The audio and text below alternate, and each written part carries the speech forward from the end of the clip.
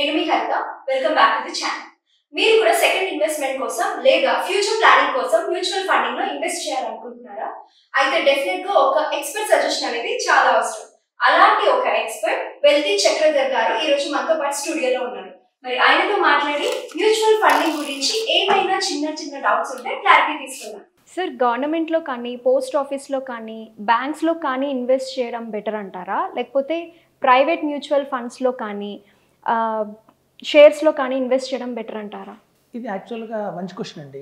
Okay. ఇప్పటికి కూడా తరతరాలుగా మన జనాల మైండ్లో ఉండేది ఏంటంటే గవర్నమెంట్ అంటే ఒక సేఫ్టీ, ఒక భరోసా, ఒక ధీమా, మనం పెట్టింది ఎక్కడికి పోదు, ప్రిన్సిపల్ సేఫ్గా ఉంటుంది. ఇట్లాంటి థాట్స్ అన్నీ ఇప్పుడు కాదు, మన జనరేషన్స్, మన పేరెంట్స్ నుంచి వస్తుంది. అయితే ఒక మంచి ఉదాహరణతో దీన్ని చెప్పుకుందామండి, ఎందుకంటే కొంచెం బాగా అర్థమవుతుంది కాబట్టి. అలాగే ఈ రెండిట్లో ఏది ఎక్కువ సెక్యూర్డ్ అనేది చూద్దాం. అయితే ఇప్పుడు యాక్చువల్గా ఇది 1990s అంటే ఒక 30 years బ్యాక్ రియల్గా జరిగింది. అయితే ఒక ఆయనకి 3 ఆడపిల్లలు ఉన్నారు. సో 3 ఆడపిల్లలకి ఏమవుతుందంటే ఫస్ట్ పాపకి ఒక స్టేట్ బ్యాంక్ ఆఫ్ ఎంప్లాయీకి ఇచ్చి మ్యారేజ్ చేశారు. అంటే అందరూ అన్నారు ఒక మంచి సంబంధం తెచ్చారు పాపకి, మంచి బ్యాంక్ ఎంప్లాయీ, స్టాండర్డ్గా అయిన జాబ్ ఉంటుంది, ఒక ట్రాన్స్ఫర్లు ఉంటాయి, ఒక ప్రతి 3 సంవత్సరాలకు అటు ఇటు ట్రాన్స్ఫర్ అవుతుంటుంది, బట్ జాబ్ సేఫ్టీ అయితే ఉంటుంది, మంచి సంబంధం తెచ్చారని అందరూ స్టేబుల్ ఇన్కమ్ వస్తుంది, మంచి పని చేశారని చెప్పి మెచ్చుకున్నారు. సరే రెండో పాపకి కూడా అలాగే గవర్నమెంట్ జాబ్ కోసం ఒక బ్యాంక్ ఎంప్లాయీ కోసం ఎతికారు కానీ దొరకలేదు. ఫైనల్గా ఒక ఆర్టీసీ, మీకు తెలుసు కదా మన ఆర్టీసీ దాంట్లో ఒక మంచి పొజిషన్లో అన్న అతను దొరికారు. సో అతనికి ఇచ్చి మ్యారేజ్ చేశారు. ఓకే, బ్యాంక్ అంతా కాకపోయినా ఒక సేఫ్టీయే, ఆర్టీసీ కూడా మంచి గవర్నమెంట్దే కాబట్టి కొంచెం పెన్షన్ అంత రాకపోయినా కొంచెం వస్తుంది, మంచి సంబంధం కిందని అందరూ పరిగణించి అందరూ అగ్రీ చేశారు. ఇప్పుడు మూడో పాప వచ్చేసరికి ఏంటంటే ఎంత ట్రై చేసినా, అంటే ఒక గవర్నమెంట్ ఎంప్లాయీ కోసం, సెంట్రల్ గవర్నమెంట్ ఎంప్లాయీ కోసం ఎంతో ట్రై చేశారు ఆయన, కానీ ఎక్కడ దొరకట్లేదు. సో ఒక ఫైనల్గా ఐటీసీ అని ఒక ప్రైవేట్ కంపెనీలో ఒక అబ్బాయి దొరికితే, సరే మంచివాడు, చదువుకున్నవాడు, ఆ రోజుల్లోనే బీటెక్ చదివాడు, పర్లేదు, ఒక ప్రైవేట్ జాబ్ అయినా సరే చేశారు.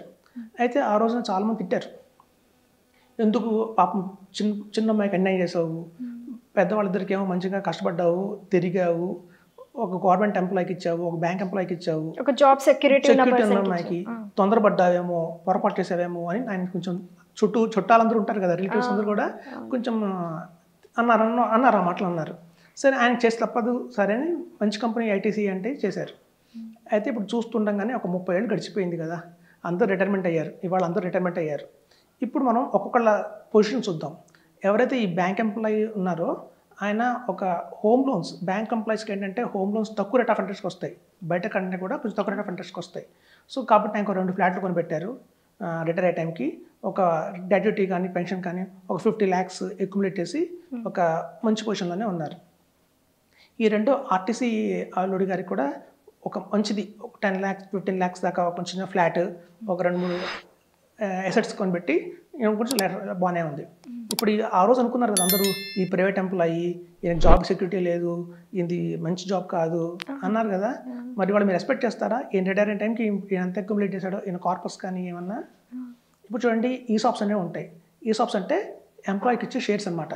ప్రతి కంపెనీ కూడా ఏంటంటే ఆ కంపెనీ గ్రో అవుతున్నప్పుడు వాళ్ళ ఎంప్లాయీస్కి కూడా వాళ్ళకున్న షేర్స్ని ఎంతో కొంత ఎంప్లాయీస్ కూడా ఇస్తూ ఉంటాయి, ఫ్రీగా ఇస్తూ ఉంటాయి. సో అట్లా ఈ ఐటీసీ ఎంప్లాయీ రిటైర్ అయిన తర్వాత అతనికి దగ్గర ఆ ఈసాప్స్ వాల్యూ ఏదైతే ఉందో అది 3,60,00,000 అయింది. వావ్. ఆయన ఏం చేశారంటే, ఈయన ప్రైవేట్ రంగంలో ఉన్నారు కాబట్టి, ఈయనకు ఐడియా ఉంది కాబట్టి, దాంతోపాటు బాటా షేర్లు కొన్ని, టాటా షేర్లు కొన్ని, రిలయన్స్ షేర్స్ కొన్ని అన్నీ పెట్టున్నారు. ఇవాళ మీరు చూస్తే ఈ ప్రైవేట్ ఎంప్లాయీ, ఆ రోజు అందరూ తిట్టారు కదా, ఈ ప్రైవేట్ ఎంప్లాయీకి ఇచ్చారు, మీరు మ్యారేజ్ చేశారు, జాబ్ సెక్యూరిటీ లేదు, అది ఇది అనుకున్న వాళ్ళు, ఇవాళ ఆ షేర్స్ కూడా మీరు అక్యుములేట్ చేసి వాల్యూ చూస్తే దగ్గర 10 కోట్లు అయింది. సో కాబట్టి ఏంటంటే ఈ మైండ్ సెట్ అనేది జనాలు పోగొట్టుకోవాలి. గవర్నమెంట్ అంటే సేఫ్టీ అని ఇప్పటికీ ఇంకా ఉంది, ఆ మైండ్ సెట్ ఇంకా ఉంది. కాబట్టి మనం ఎడ్యుకేట్ చేస్తున్నాం. ఇప్పుడు చూడండి, ఆ రోజు అన్న వాళ్ళే ఇవాళ అందరూ మెచ్చుకుంటున్నారు.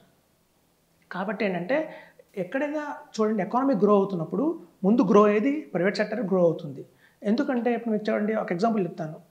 ఇప్పుడు మీరు ఒక 25 years ఎంప్లాయీ ఉన్నాడు అనుకోండి, 25 years జాబ్ వచ్చింది ఒకతనికి.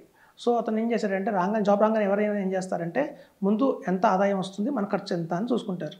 సో ఒక సింగిల్ బెడ్రూమ్ ఫ్లాట్ తీసుకున్నా కూడా 10,000 రూపీస్ రెంట్ అయితే ఉంటుంది.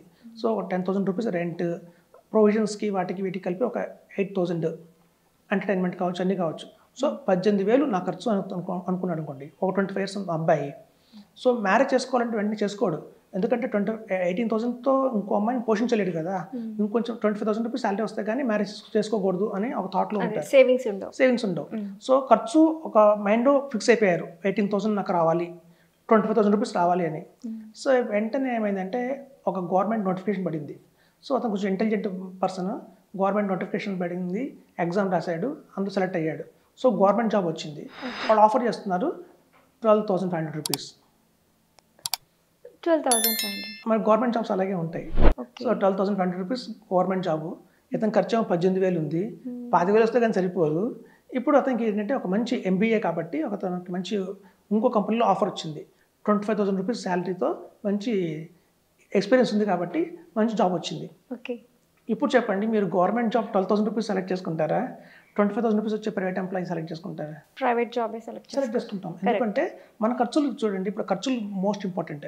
సో ఎప్పుడైనా మన ఖర్చులకు మించి లాభం వస్తే చోట మనం వెళ్ళాలి, కానీ అది గవర్నమెంట్ కదా అని చెప్పి మనం కాంప్రమైజ్ అవ్వలేం కదా. ఖర్చులకు ఎవరు కాంప్రమైజ్ అవ్వలేరు. ఈ నెల ఈ అవసరాలకి ఈ పని అయిపోతే చాలరా బాబు అనుకుంటారు కదా, అనుకుంటారు. ఇప్పుడు చూడండి, సాధారణంగా ఇప్పుడు ఎవరైతే రిటైర్మెంట్ అయ్యారో, గత కొన్ని సంవత్సరాలుగా ఉద్యోగం చేసి రిటైర్ అయ్యారో, వాళ్ళకు కొన్ని అమౌంట్ వచ్చి ఉంటుంది. ఒక గ్రాట్యుటీ రూపంలో కావచ్చు, పీపీఎఫ్ రూపంలో కావచ్చు, కొంత అమౌంట్ వచ్చి ఉంటుంది. సో ఇప్పుడు వాళ్ళకున్న ఆ అమౌంట్ చాలామంది ఏం చేస్తారంటే పోస్ట్ ఆఫీస్లో, బ్యాంకులో పెట్టుకుంటున్నారు. ఎందుకంటే అది కొంచెం సేఫ్టీ అని చెప్పి. అక్కడ రేట్ ఆఫ్ ఇంట్రెస్ట్ ఎంత అంటే 7%, కేవలం 7% వడ్డీ వస్తుంది. మన బ్యాంకులో కావచ్చు, పోస్ట్ ఆఫీస్లో కావచ్చు.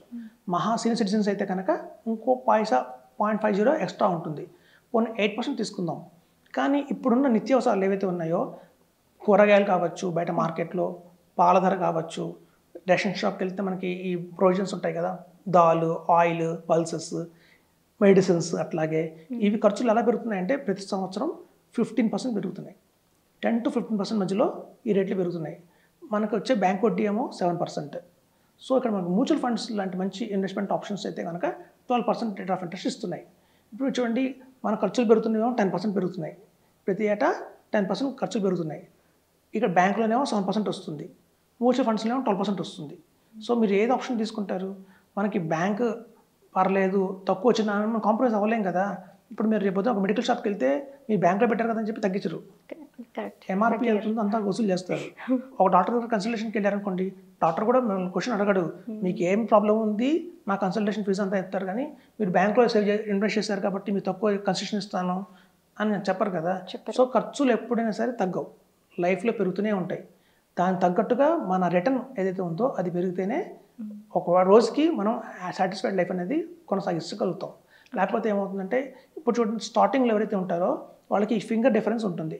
అంటే మన ఖర్చులకి బ్యాంక్లో వచ్చే వడ్డీ డిఫరెన్స్ చూస్తే ఒక సింగిల్ ఫింగరే ఉంటుంది. అప్పుడు డిఫరెన్స్ ఇంత చిన్నప్పుడు ఉంటే మనకు అర్థం కాదు, దీని ఇంపాక్ట్ పడదు.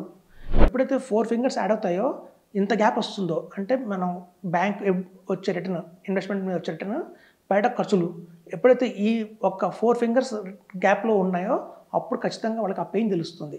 ఓకే, నేను తప్పు చేశాను, ముందే నేను రియలైజ్ అవ్వలేదు అని చెప్పి అప్పుడు వాళ్ళు మా దగ్గర వస్తున్నారు. ఎందుకంటే మేము ఇప్పుడు 20 ఏళ్ళ నుంచి ఈ ఫీల్డ్లో ఉన్నాం కాబట్టి మన దగ్గరికి ఏ ఏజ్ గ్రూప్ వాళ్ళు వస్తున్నారు ఇన్వెస్ట్మెంట్ కోసం అని చూస్తాం మాకు రెగ్యులర్గా. సో ఇప్పుడు రెగ్యులర్గా ఏంటంటే, ఒకప్పుడు ఓన్లీ సాఫ్ట్ ఇంజనీర్సే వచ్చేవాళ్ళు, ఒక డాక్టర్స్, సాఫ్ట్ ఇంజనీర్లు, అడ్వకేట్స్, వీళ్ళు మమ్మల్ని అప్రోచ్ అయ్యేవాళ్ళు మెషిన్ ప్లాన్ కోసం. ఇప్పుడు మాకు every out of 10 5 members retire అయిన వాళ్ళు వస్తున్నారు. ఆ రిటైర్ అయిన వాళ్ళతో చెప్పే మాకు ఒకటే, మా ఖర్చులు పెరుగుతున్నాయి, ఈ బ్యాంక్లో వచ్చే వడ్డీ సరిపోవట్లేదు, మంచి సలహా ఇవ్వండి అని మమ్మల్ని ఎప్పుడు వచ్చుతున్నారు. సో కాబట్టి ఏంటంటే ముందుగానే చెప్తున్నాం, ఎవరైతే ఈ మైండ్ సెట్ ఉంటుందో, ఇంట్లో గవర్నమెంట్ సేఫ్టీ అనుకుంటారో, వీళ్ళు రాబోయే రోజుల్లో ఖర్చులను తట్టుకోవడం చాలా కష్టం అవుతుంది. ఇప్పుడు చూడండి, మన economy day by day grow అవుతుంది. ఎవరన్నా కాదన్నా ఇండియా ఇస్ గ్రోయింగ్. ఒకప్పుడు 1990లో అమెరికా ఎలా ఉందో, 1970లో అమెరికా ఎలా ఉందో, ఇవాళ మనం ఆ పొజిషన్లో ఇవాళ మనం ఉన్నాము. కాబట్టి మనం కూడా ఒక రాబోయే రోజుల్లో ఒక సింగపూర్ లాగానో, ఒక అమెరికా లాగానో మన కంట్రీ తయారవుతుంది.